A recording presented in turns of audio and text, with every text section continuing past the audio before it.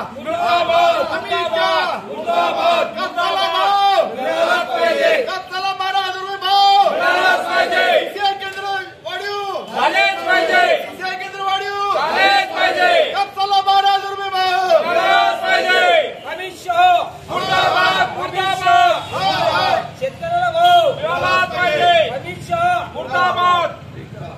आज कोणतं निवेदन घेऊन तुम्ही तहसीलदारांना भेटले, काय नेमके मागण्या? अनेक प्रश्न सध्या उद्भवलेले आहेत आणि ते काही शेतकऱ्यांच्या जीव आहे जे काही सामाजिक दृष्टीने महत्त्वाचे ते दोघं तिघं मुद्दे आम्ही घेतलेले आहेत। जसं मस्साजोगला ज्या सरपंचांची निघून हत्या झाली त्यांना न्याय मिळालाच पाहिजे, त्यांच्या गुन्हेगारांना पकडून कडक शासन व्हायला पाहिजे।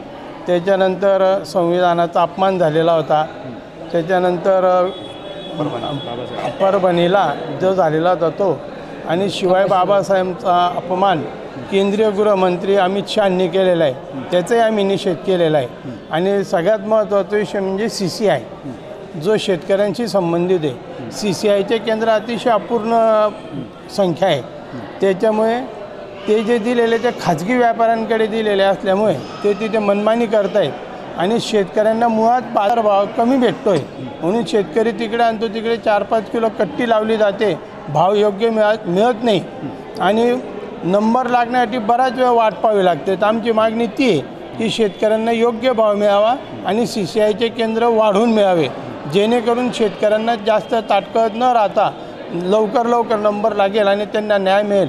असे सगळे मुद्दे घेऊन आम्ही ते निवेदन दिलेलं आहे। सगळे पदाधिकारी उपस्थित या ठिकाणी आज निवेदन दिलेलं आहे। आज या ठिकाणी सरांनी सांगितल्याप्रमाणे भारतरत्न डॉक्टर बाबासाहेब आंबेडकर यांचा संसदेमध्ये जो अपमान झाला हा अतिशय चुकीची पद्धत झालेली आहे, घडलेली आहे। आज ज्या अमित शहांना संसदेमध्ये बोलण्याचा अधिकार ज्यांच्यामुळे मिळाला त्यांच्या बाबतीतच असं वक्तव्य त्यांनी करणं हे अतिशय चुकीचं घडलेलं आहे, म्हणून त्यांनी त्वरित राजीनामा द्यावा या मागणीसाठी आज या ठिकाणी आम्ही निवेदन दिलेलं आहे। त्यानंतर या ठिकाणी बीडमध्ये जे घटना घडलेली आहे, एका सरपंचाचा निर्गुणपणे खून या ठिकाणी करण्यात आलेला आहे। अतिशय वाईट पद्धतीने जो सर्वसामान्य माणसाने जर बघितलं असेल तो खून करताना त्याने पाणी मागितल्यानंतर त्यांनी काय कृत्य केलेलं आहे, अतिशय वाईट कृत्य या ठिकाणी घडलेलं आहे। अशांना या ठिकाणी त्वरित अटक करून जो मुख्य सूत्रधार आहे अजूनपर्यंत त्याला अटक केलेली नाही आहे। मुख्यमंत्री म्हणतात या ठिकाणी आमचं चालू आहे, चौकशी चालू आहे, आम्ही अटक करू। तुम्ही अटक केलं पण बाजूने अटक करतो, मुख्य जो त्याला अटक केली नाही, त्याला अटक केली पाहिजे जेणेकरून या महाराष्ट्राचा कायदा सुव्यवस्था अबाधित राहील। त्यानंतर परभणीमध्ये जी घटना घडली या ठिकाणी आंदोलनकर्ते होते, या ठिकाणी संविधानाचा अपमान केला गेला, त्यांचं आंदोलन केलं।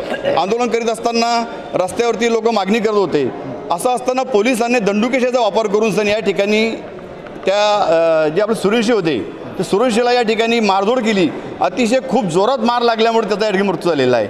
म्हणजे हुकुमशाहीकडे वाटचाल चाललेली आहे, बेदनशाही चाललेली आहे। या ठिकाणी बिहारसारखं वातावरण या महाराष्ट्रामध्ये चाललेलं आहे। या ठिकाणी मुख्यमंत्री म्हणतात की तो सूर्यवंशी आहे, तो आजारी असल्यामुळे त्याचा मृत्यू झालेला आहे। या ठिकाणी मुख्यमंत्री किती खोटं बोलणार आहेत। दडदडीत पोलिसांच्या मारहाण लागल्यामुळे त्यांचा मृत्यू झालेला आहे, PMचा रिपोर्ट आलेला आहे, तरी तुम्ही खोटं बोलताय।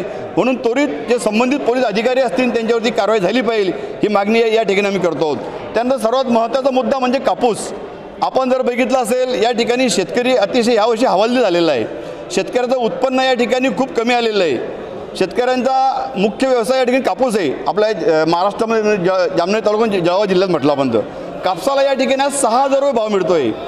व्यापारी 6,000 माल घेतात। या ठिकाणी CCI सुरू केलेलं आहे, CCIमध्ये खूप मोठ्या अडचणी आहेत, म्हणून या ठिकाणी CCI केंद्र वाढावे आणि शेतकऱ्याला 12,000 रुपये हमीभाव द्यावा अशी मागणीचं संदर्भात निवेदन दिलेलं आहे।